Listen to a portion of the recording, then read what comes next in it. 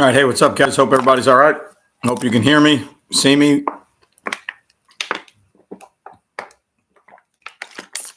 I hope you all been doing well the last couple months. I know it's been a long time since we've gone live on YouTube, but it's been kind of a crazy 10 or 11 months. So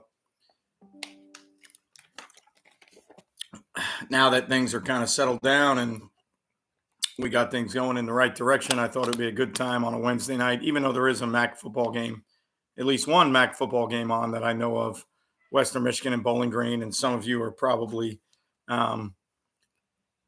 watching college football right now. I figured Wednesday night might be one of the best times to do it since Thursday night, Friday night, Saturday night for the next probably 6 weeks or so is going to be filled with college football. So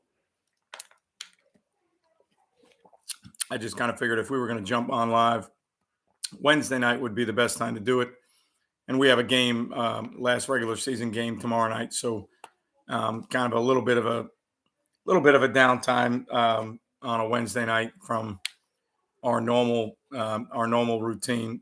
Finished practice this week. Don't have any JV games anymore. So no JV games going on. Finished practice this week. Game tomorrow night. So figured Wednesday night might be the best night to jump on and talk a little bit about some of the things we did this year defensively, and maybe some of the things you did, some of the things you've seen, maybe some of the issues you've had or some of the things you saw that were different. I did not see I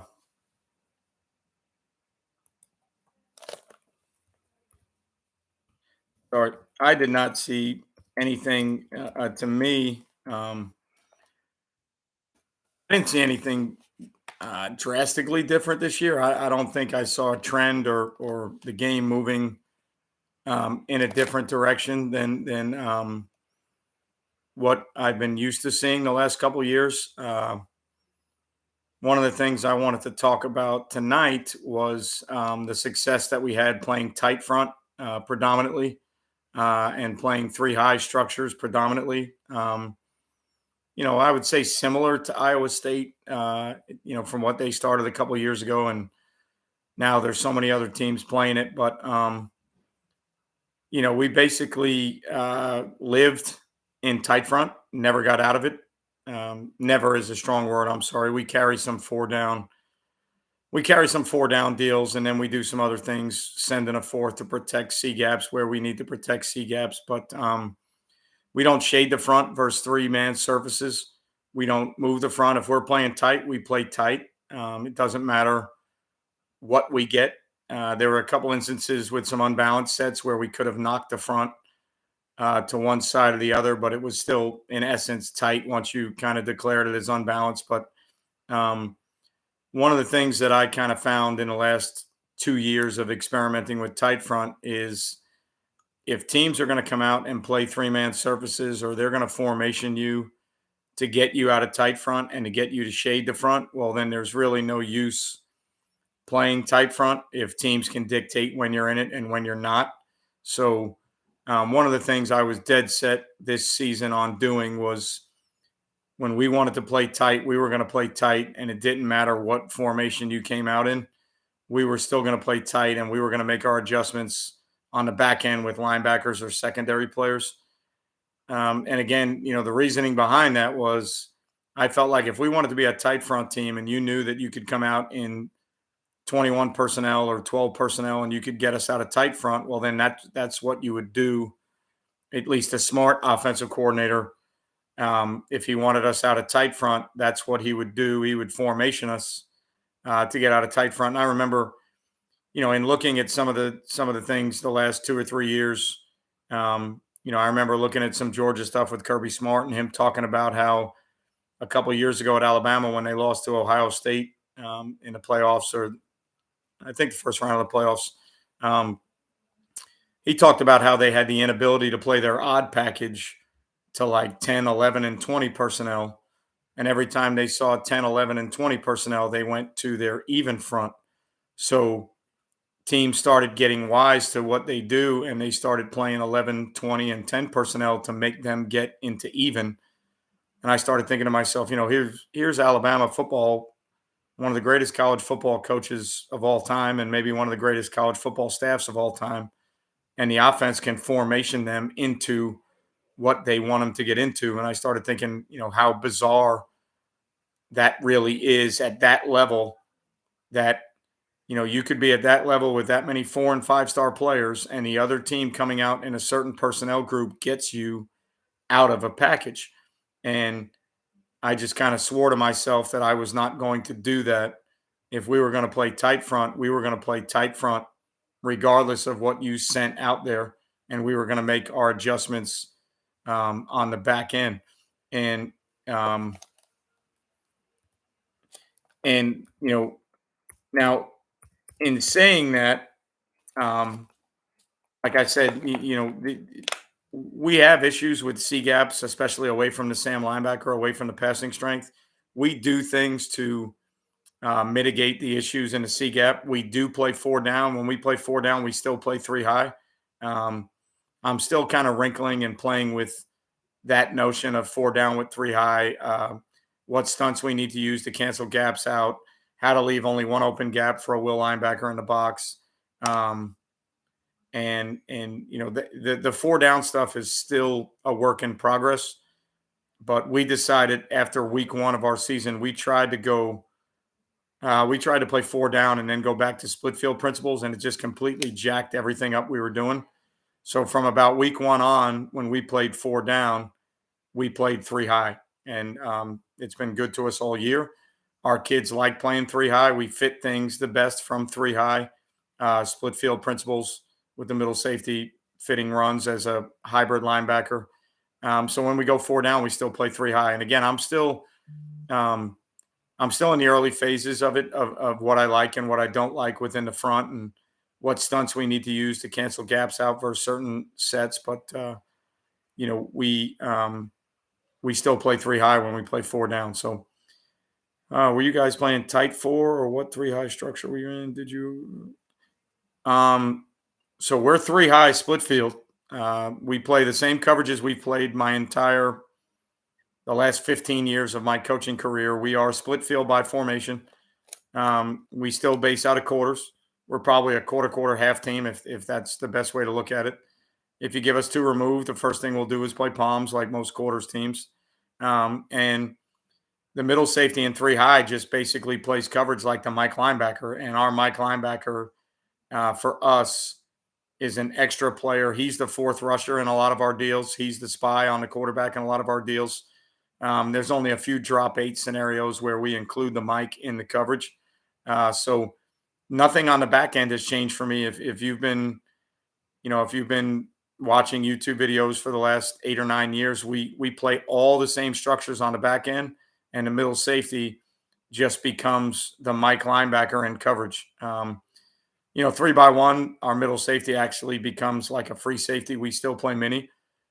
We still play, or stubby, whatever you want to consider it. We still play stump. We still play 3 cloud.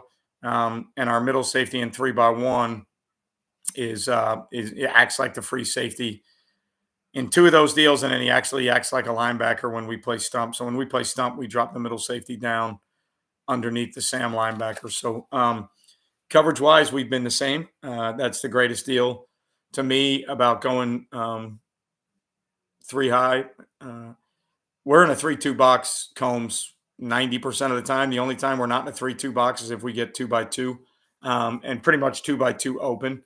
2-by-2 with a tight end, we still, for the most part, stay in a 3-2 box. We have a couple adjustments where we bring the middle safety down to be the weak side jack, and we play 3-4 split field principles, 2 high principles, if we're having issues. But we're in a 3-2 box as often as we can be, because I think the fits are as similar and as fast as you can possibly make them. With a 3-2 box and a tight front, the inside linebackers are A to C gap players pretty much predominantly, and it makes things really simple.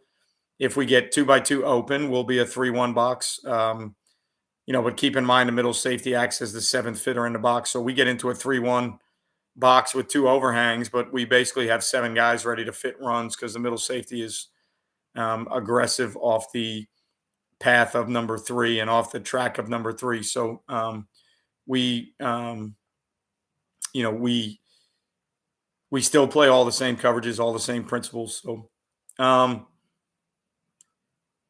we probably, I don't know, on average, I don't know what what our average yards in the run game are. I know that we've given up more rushing yards than we have passing yards. There certainly have been um, some issues with us giving up yards, but part of that is not so much the tight front as it is the kids playing a tight front. So our two four-eye techniques are 190 pounds and 200 pounds. Our nose guard is about 230 pounds. So the games where the ball's been run on us is not been so much tight front issues. It's been issues where the other team is 280, 290, 300 front, and we're 190, 230, 200. Um, Nose in the four-eye positions, based on the kids that we have, and our kids play both ways. So we're playing with some offensive linemen that are playing D line. So, to me, I don't think it's as much a tight front issue or a light box issue as it is the fact that we don't have, the 270-pound four eyes and the 290-pound nose that some other teams have, or maybe the college teams have. So, we're constantly having to find ways to gap exchange, send a fourth, and be creative with how we're moving the front a little bit. I would love to sit here and tell you that we play base tight front and a 3-2 box and take blocks on and destruct blocks, but that's not who we are. When you're 190 pounds at the four eye, sitting there in a four eye is probably not your best bet. But we 100% base out of tight. We stay in tight as long as we can. We will move. We've got some games within the tight front that we use. We send the Mike as a fourth. We play four down. So we'll do some other things that protect the tight front. But from day one, base every week, we do not change. You're going to see tight front. And you're going to see it often. And the we are currently Miami. We are currently 8-1. District champs. We just beat one of the best programs in the state of Florida, 13, 14 time state champion. We beat them for the first time since 1977. So first win against that school in 45 years and 29 attempts or whatever it may be. They didn't play every year for 45 years, but 25 attempts at beating that school. And we have 4 shutouts on the season. We give up 10 points a game.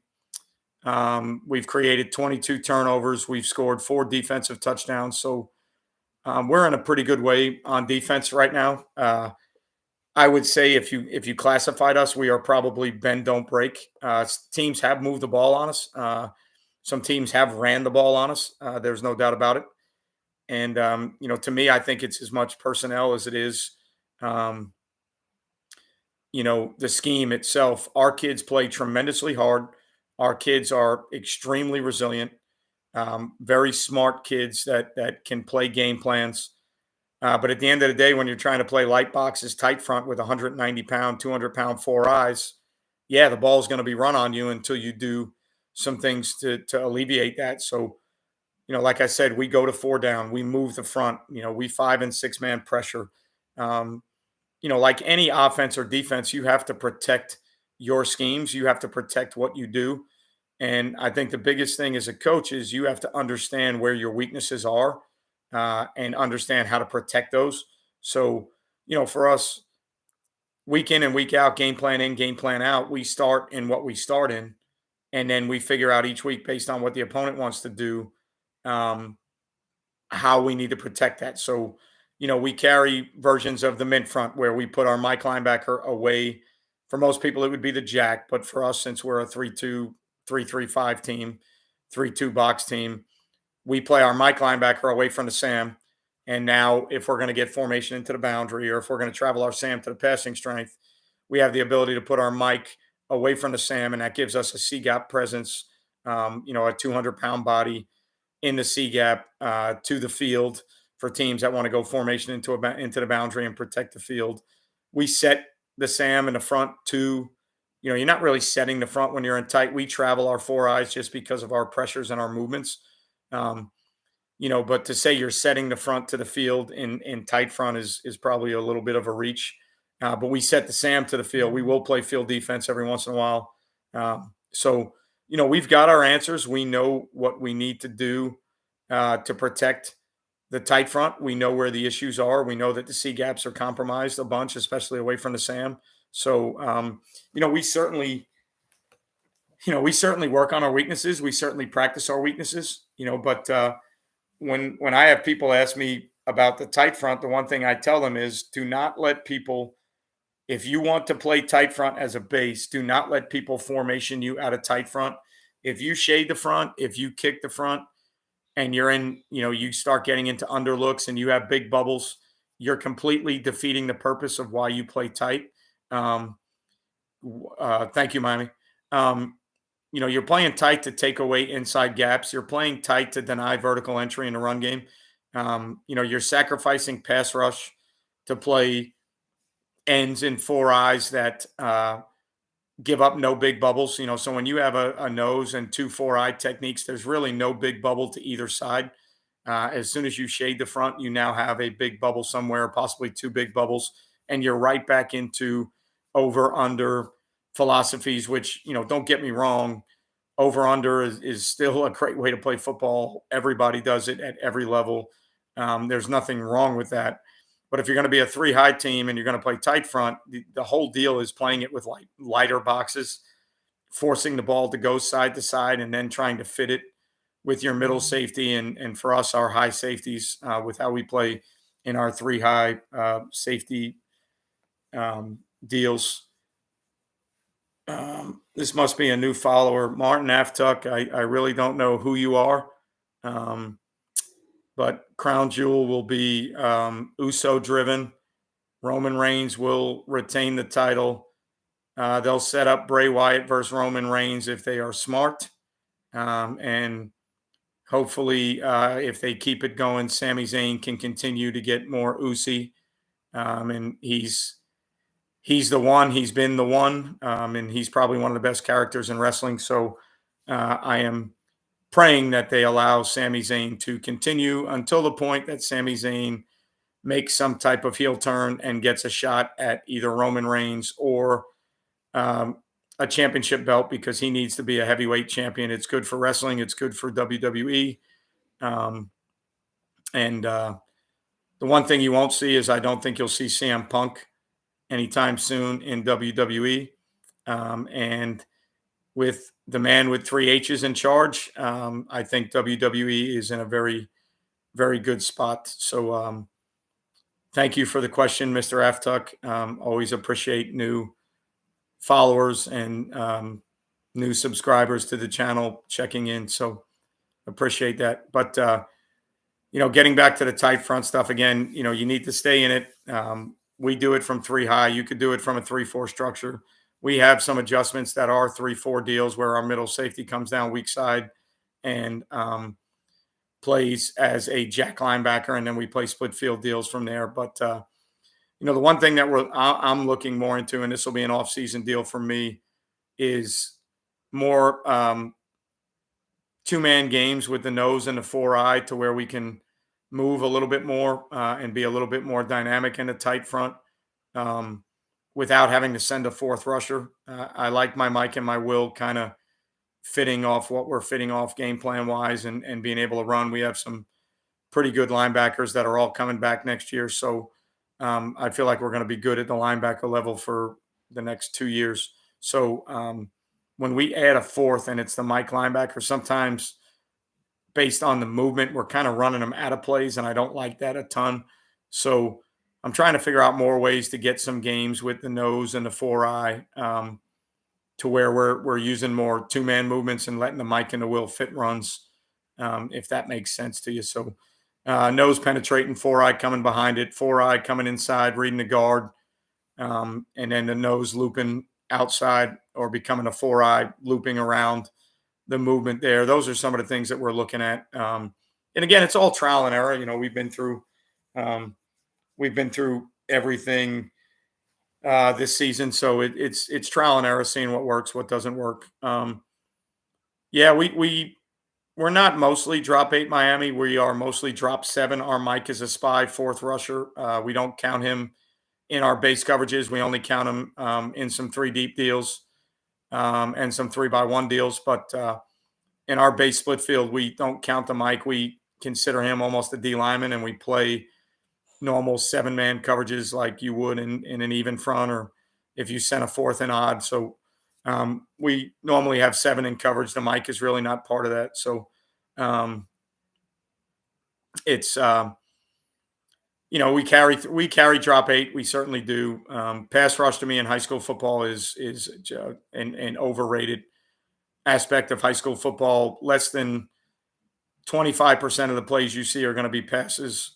Teams are still 70 to 75% run for the most part. Without There's a couple outliers here or there that will throw the ball, but and teams that throw the ball for the most part get the ball out of their hand rather quickly. So to say that you're going to see teams that drop back pass and sit in the pocket and you got to generate a pass rush or get a guy off the spot in high school football, to me, has never been a good practice. I don't, for what we see, even in Florida with the football that we see 75% run, and we see quick passing game screens.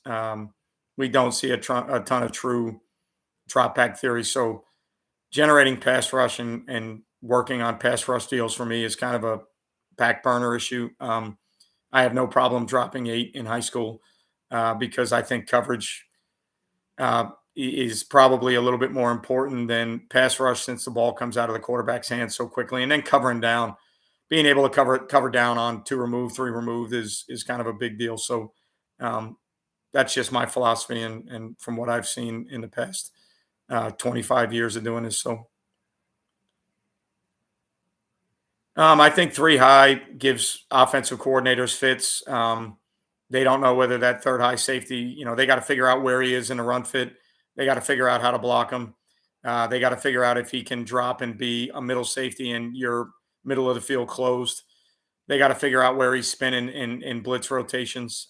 So I think, playing that third high safety gives you, with that 3 safety look, you can keep 5 guys on the roof and kind of spin your coverages and disguise your coverages a little bit better. So I'm a big fan of 3 high structures. Our safety, our middle safety, and our 3 high stuff is probably the second leading tackler on a team. He's making plays at the line of scrimmage or for 1 or 2 yard gains. So it's worked really well for us. Our head coach likes it because he's an offensive guy, and it kind of gives him some trouble offensively teaching his quarterback how to read coverages. So it's just something that fits our personnel and something that I got into that I really like studying. So it's something we're going to stay with. Um, Philly, we will, on passing down scenarios, if we're only going to rush 3, we will widen our 4 eyes to 5 techniques. Like I said, our 4 eyes are 190 and 200-pound kids with great motors. They can actually get after the passer pretty good. So when we think we're getting pure passing downs, which is kind of an anomaly in high school football, 3rd and 7 or longer, maybe 3rd and 8 or longer, we'll widen those guys out and play in 5 techniques. It kind of messes with our run fits a little bit, but we certainly will widen guys out and play 5 techniques to generate pass rush in some scenarios. Again, I don't think there's a lot of, depending on your opponent and who you play. To me, there aren't a lot of true passing scenarios in high school football. I think 3rd and 6, 3rd and 7 is still a rundown in high school football. So, but we will move our 4 eyes to 5s 100%. You get better pass rush from 5s. There's no doubt. When we use the Mike as a spy or an add-on, we allow him, if the quarterback can get out of the pocket versus a 4 eye, we try to add the Mike on. So, that's one of the things we do to kind of protect what we're doing and how we do it. So,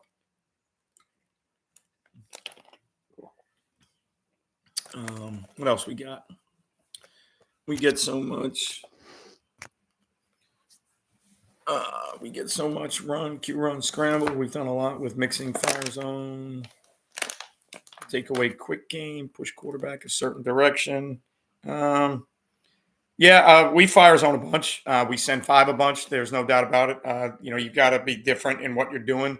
You've got to be able to handle a lot of the different looks and a lot of the different problems that you're getting. So We certainly do all those things. We're not just going to sit in tight front all game and think we're going to get pass rush with four eyes. So it's a game plan deal. It's one of the great things about being a defense coordinator. You have to worry about all those things, and you've got to be able to control the controllables.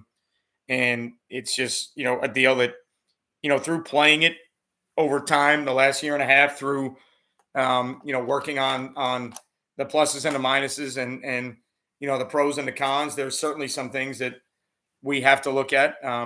We 3 under 3 deep fire zone, we 4 under 2 deep fire zone, we send 6 and play hot pressure. We don't play a ton of man. We don't have great man players at our school, so we rarely mix in man coverages. I still think you need to carry man coverages because you're going to get RPO'd a bunch, and when you're playing split field, middle of the field open, they're going to find the overhangs. They're going to RPO you. So, we do carry some man deals, but it's not something we live in. Let's see. Yeah, pin pull is always going to be an issue, but I think to me the great thing about tight front and the one thing about playing tight front is I think you dictate a lot of the runs you're going to see. So from a game plan perspective and a practice plan perspective, we know we're going to see pin pull. We know we're going to see certain schemes. So I think it lets us. I think it lets us kind of tighten our window down of the plays we're going. The plays we're going to see, and it lets us really focus on stopping the runs that we know we're going to see. So even within the gap schemes, a lot of the times we know that when we get gap schemes, we're going to see 3 solo blocks. We know the center is going to go back to the 4 eye. We know the guard's going to come down on the nose, and we know the tackle is going to be on the front side 4 eyes. So, one of the things I like about tight front is I think you really dictate the game plan of the offense. So the more you can dictate the runs you're going to see, the more you can work on defending the runs you're going to see. We've had some issues with unbalanced sets. We've had some issues with 3-man surfaces. We've had some issues with pin pull, but nothing that would get me away from playing tight front, playing 3 high. Like I said, we do carry 4 down. This past week, in our 4 down adjustment, we had 2 different packages within our 4 down stuff. And on the first series, we gave up a 70-yard run. We were actually playing 3 deep because I thought to open the game, they were going to take a shot. So I closed the middle of the field. I played 3 deep, and they cracked our force player, and our corner didn't replace it and got beat outside, and we gave up a 70-yard run. And the very next play, the ball was inside the 10, and we went to our 4 down front. And the very next play, they ran counter, and they pulled the tackle versus our even front, just because I think teams are so – when you're a tight front team, teams work so hard that week against the tight front and in their gap schemes and who they're going to pull. We came out in an even front, and they still pulled the tackle, so they ran TF counter instead of GF counter. And I 100%, like I said, probably one of the best teams in the state of Florida, one of the best coaching staffs in the state of Florida, one of the best offensive line coaches I know for a fact in the state of Florida. He spoke at my clinic 2 years ago. I played against him several times, and he's eaten up everything we threw at him. So I know how good he is as an offensive line coach. And the second play of the game, they ran TF counter, and we were in an even front with a 3 technique. And they still pulled the tackle. And it wasn't a bad play. I mean, the guard blocks the 3. The 3 and the 4 eye. Is it different? I don't know. But we went to an even front, and they still pulled the tackle. And I 100% believe they pulled the tackle because they worked all week against tight front, and they were going to pull the tackle in some of their gap schemes. And we were in tight front first down of the game, and second down we were in even, and they still pulled the tackle. So I personally think that tight front is something that freaks people out. I think it freaks O-line coaches and offensive coordinators out. I think they work as hard as they can to come up with game plans like pin pull and, dart schemes and other deals that they think are effective against tight front. So that's one of the main reasons we stick with it, and we, we use it as much as we do because I think it really gets to offensive coordinators. So let's see. We'll lose the 2 4 eyes are seniors, so we're going to have to develop 2 4 eyes. Hey, Rock, how you doing, bud? Our Sam linebacker is a senior, really, really good player. Just got offered by Davidson and has 2 other one double A non-scholarship offers. Really smart kid, really good player, probably 6'1", 210 pounds, plays tight end for us also. Replacing him is going to be a little bit of an issue. Our starting Mike is a senior, but we play a freshman Mike linebacker that I think is going to be one of the best linebackers to ever play at the school when it's all said and done. So we feel really good about him. Um, we lose two safeties on the back end, but they're also starting receivers for us. So throughout the course of the year, we play two or three other safeties, and two of those come back. So we feel like they're going to be the starters. We lose one corner um, that is going to be tough to replace. Really smart kid, plays really hard, um, and he'll be tough to replace. But we have a corner ready to go. Our middle safety comes back, who's our dude, 100%. One of our safeties that's in the rotation comes back. So I would say we lose four or five seniors from the defense that are going to be tough to replace. But we're going to be really, really good at the linebacker level next year, and our middle safety comes back. So at the linebacker level and the middle safety position, we're going to be really, really good next year. So I think we're going to be able to add to our three high package and how we fit some things. And I think we're going to be able to wrinkle it enough next year that we're going to be even more dynamic than we are right now with those kids coming back in a full off season, and then year two in the three high stuff. So I feel really good about next year. I feel really good. We have a 4-star quarterback that's a junior. He's committed to Iowa right now. We have two running backs that are both starters right now that are juniors. One of our best receivers is a sophomore. We returned four offensive linemen. So I feel really good with where we're going to be next year after an off season and a year of developing. So yeah, I think we're going to be pretty good next year too. So but just going back to the tight front stuff, the three high stuff, you've got to do it. You've got to live in it. You can't dabble in it. I don't think it's an adjustment or a change up. I think it's a base defense, and then your change ups come off of that. Um, but like I said, to sit here and tell you that that's what we do every down would be a lie. That's not what we do. We mix in four down. We fire zone and send five a bunch. We play 3 under 3 deep, 4 under 2 deep. I'm currently looking at some combination zone deals to where we send five and we can play palms, quarters, cover two to the passing strength and match up some man stuff on the backside, just because I think it might be a little bit easier to teach than some of our 3 under 3 deep and our 4 under 2 deep stuff. Um, I'm currently, I know I'm probably a year behind because Brian Flores isn't with the Dolphins anymore. He's with the Steelers, but last 3 or 4 weeks, I'm currently enamored with the house blitz looks, the 6 and 7, 8-man house blitz looks that the Dolphins were using against the Ravens and the Rams the last year or two. And the part that I'm really, really enamored with, not so much the house blitz looks, because house blitzes in high school are kind of dude ball. And, if you've got guys that can win up front and you want to send six and play man, you'll be okay. But if you're the average high school and those six up front are going to get down block gapped, moved a gap or two over, then I think you're going to struggle a little bit. But the intriguing part to me is how they play the back end. So they show a lot of zero looks, but while they show those zero looks, the guys are playing with vision and break, eyes on the QB demeanor. If you search YouTube or if you look up anything on Brian Flores and what he was doing with the Dolphins, they will show a lot of heavy house pressures. They'll pop some linebackers based off the slide of the center. But they'll give you zero looks where they'll match up all the eligibles. But then when they give you those zero looks, those guys are playing with their eyes on the quarterback and they're like bracketing and sorting out some pick routes. It's really intriguing, really interesting. Again, I've only seen it on YouTube where I see most of my stuff. I've never, like, even with our tight three high stuff, I've never visited a tight three high college. Maybe next year I will. I don't know. I've never visited, other than some other high school coaches that I've talked to, I've never visited a tight front team. I've never visited a three high team.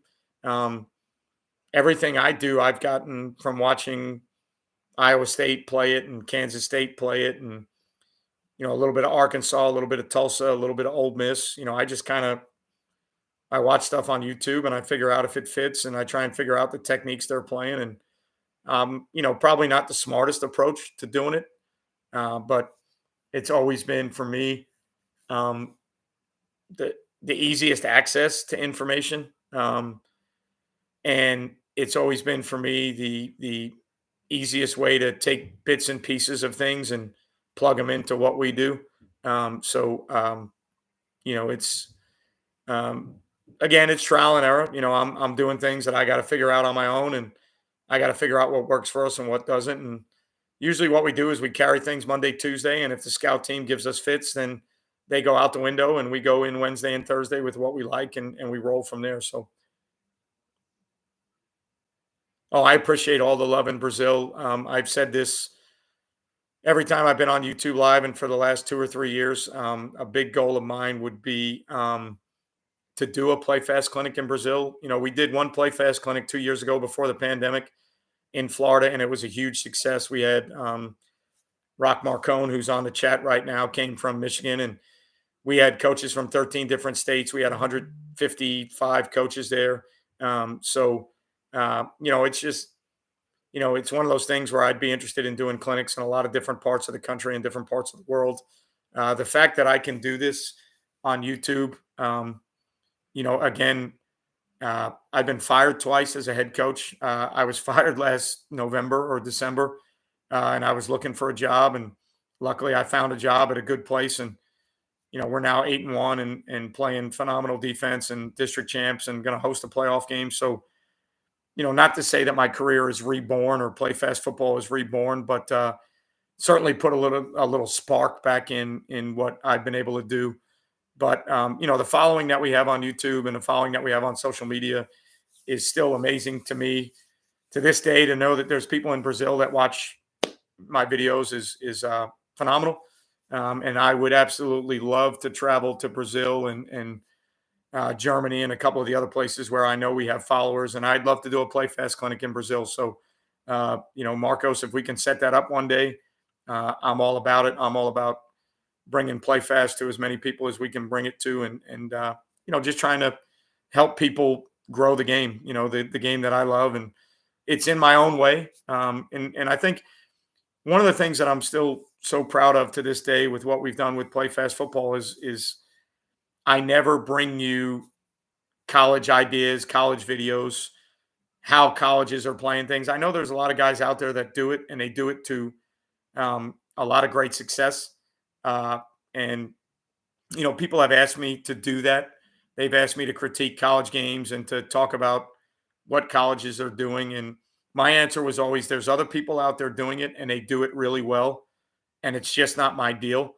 On our Patreon site that I have, I have a Patreon Play Fast football site, a Coach Mac site on Patreon, and it's a subscription site. And one of the things that I do every week is I take you through 3 or 4 of our defensive series, and I show you us doing the things that I talk about. I show you us playing um, the things that we talk about. I show you our high school kids playing high school football, and that was always really paramount for me. Was I could get on here and I could I could show you PDFs of what Saban does and what Venables does and what Gary Patterson did. And I could get on here and I could talk about this is the Venus path and this is the Mars path.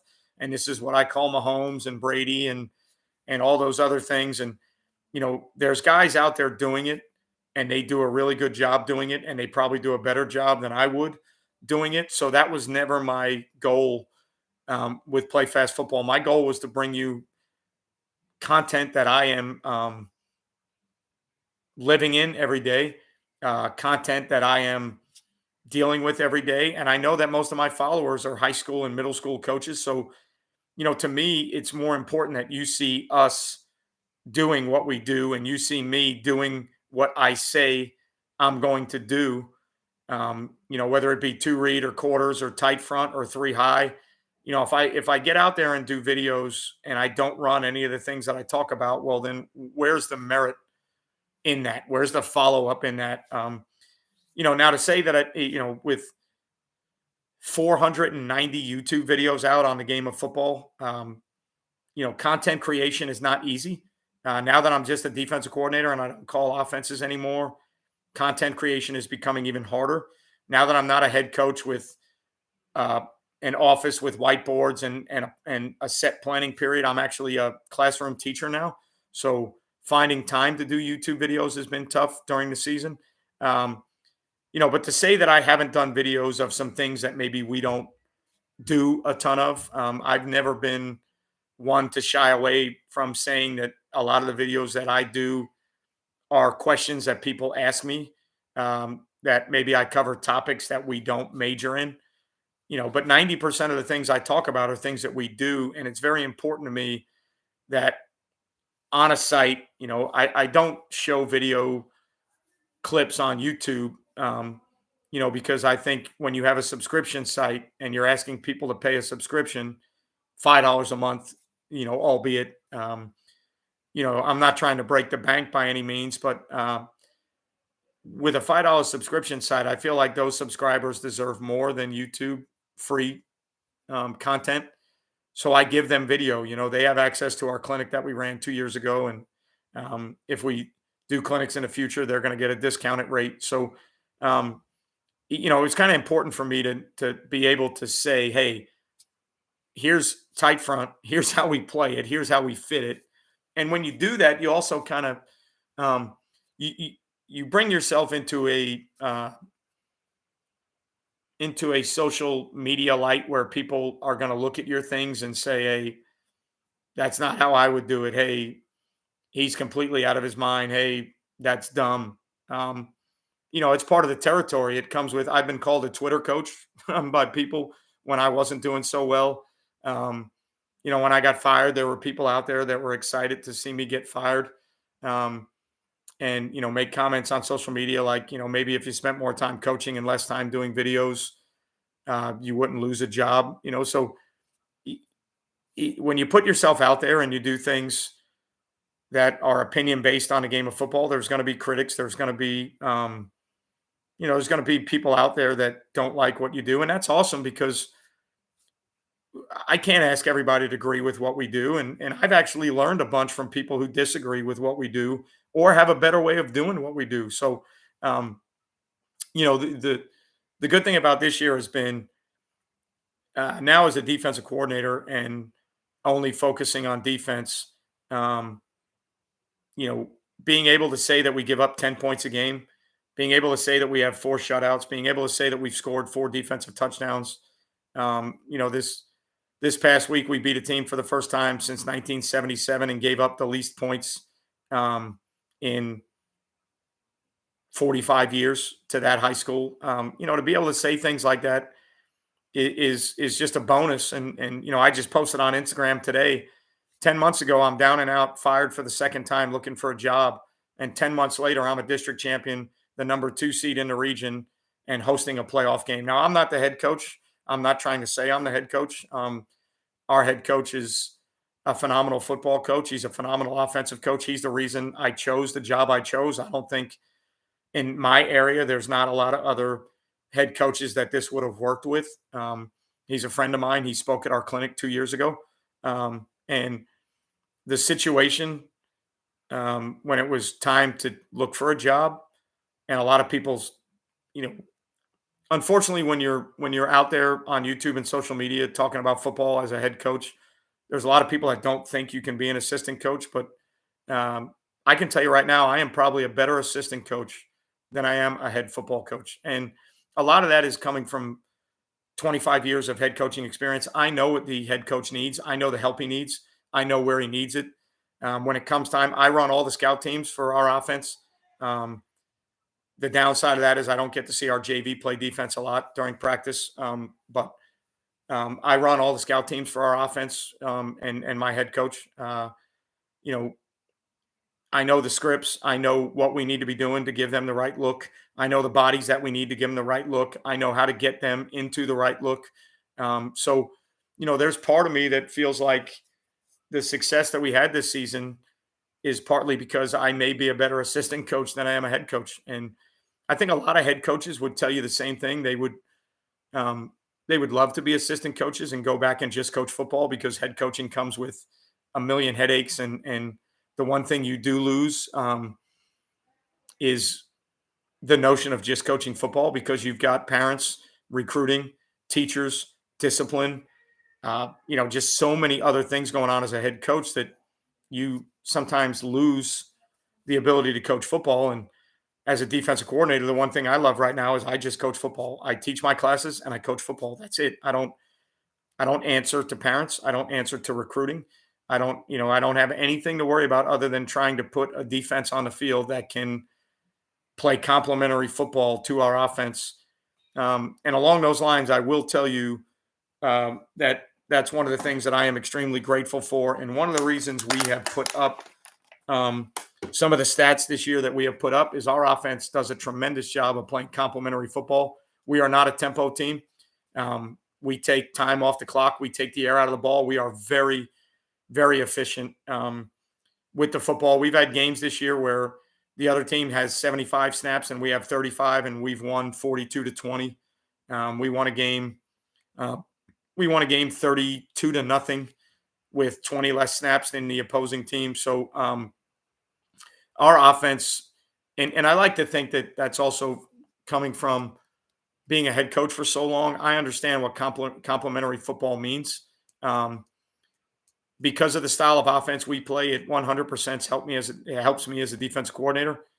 But I also understand that we need to um, play bend but don't break football. We need to keep the ball inside and in front.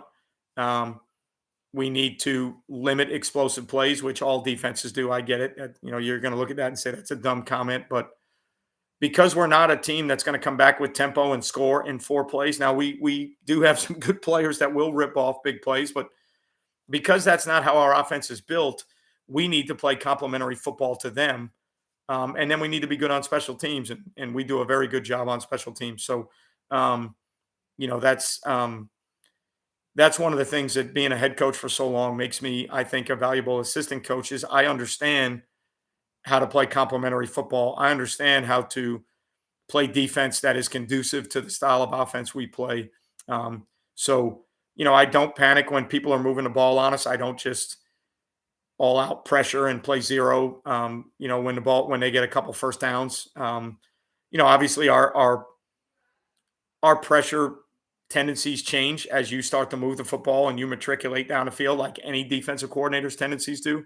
But I know not to panic because I know how we play on offense. And I know that if I can limit points, even though the other team is getting snaps, I know that our offense is going to move the football and they're going to take air out of the football while they do it. So, I think we do a really, really good job of playing complementary football. So, Miami, that is a very tough question. We lost 32-31.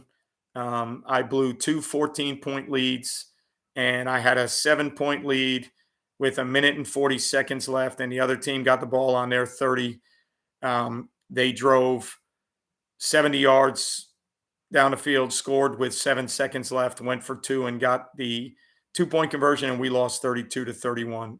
And that is, other than this past week where we were down 10-0, 7-0, 10-0, we've only trailed in 9 games this season. We've only trailed for about 13 minutes of those 9 games.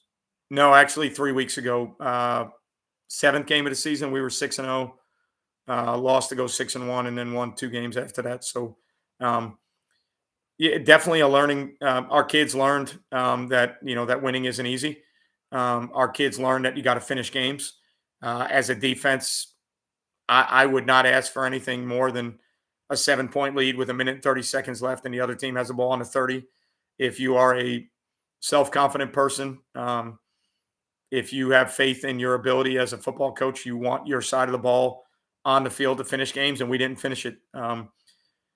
Couple things that helped me out. My third down packages were not very good. We didn't need them in the early part of the year, and base defense was good enough on third down. And the team we played did a very good job on third down, and we couldn't get off the field. So after that game, I had to put some third down packages in. And, I've talked before about not being a fan of sim pressures and creeper pressures in high school, all because I feel like run fits are so much more important. And anytime I've ever studied a sim or a creeper pressure on YouTube or in a clinic, it's almost always been with a passing route. It's almost always been a sim path and a creeper path to a pass protection. It's almost always been a sim path and a creeper path to a pass route that shows you how they play the coverage. Um, and I've never felt comfortable in those deals in the run game. But after blowing a 14-point lead and being terrible on third down, I did put in two creeper deals, dropping a fourth, a linebacker that was in a five technique, bringing a fourth from the opposite side and dropping a five technique away from the pressure. So, yeah, I mean, I fell victim to my own criticisms, and I put in what I would consider a creeper pressure, simply because I felt like we needed it. Now, is that to say that I'm not a fan of Sims and creepers? No, I just don't think they fit as much in high school in what we do. I know there's a lot of guys out there that use them and do a great job with them, and like I said, they're better at that than I am. Um, but I just feel like the high school game and the college game and the NFL game are really, really different. And the personnel groups that we have and the different packages we can present are nowhere near as elaborate as that. So to think that we're going to show all these different paths and drop guys out from different spots, and to think that high schools are going to uh, throw a lot of hot routes and lookies and a lot of the times in those sims and creepers, people are designing their deals to take away some things and get the quarterback to throw the ball where they want him to throw it, and then they're popping out underneath those throws. So, again, just a difference in opinion. But it's along the lines of head coaching is like being the face of the company. Yeah, it's lots of non-ball responsibilities, lots of different things that you have to do. So it is what it is. But we've been going for almost an hour now, guys. I appreciate every one of you being on here tonight. I appreciate all your comments. I appreciate you guys sticking with Play Fast and following Play Fast football. We have a game tomorrow, so I am going to have to pack it in and watch some film, finish some things up to get my calls ready, and then get to bed at a decent hour. So again, thanks for jumping on YouTube Live. Thanks for everything you guys do for Play Fast Football. Thanks for being here on a Wednesday night. I appreciate every one of you. Remember, you won't play well until you play fast, and I will catch you guys next time. Thank you, every one of you. I love you to death. Thank you for what you do.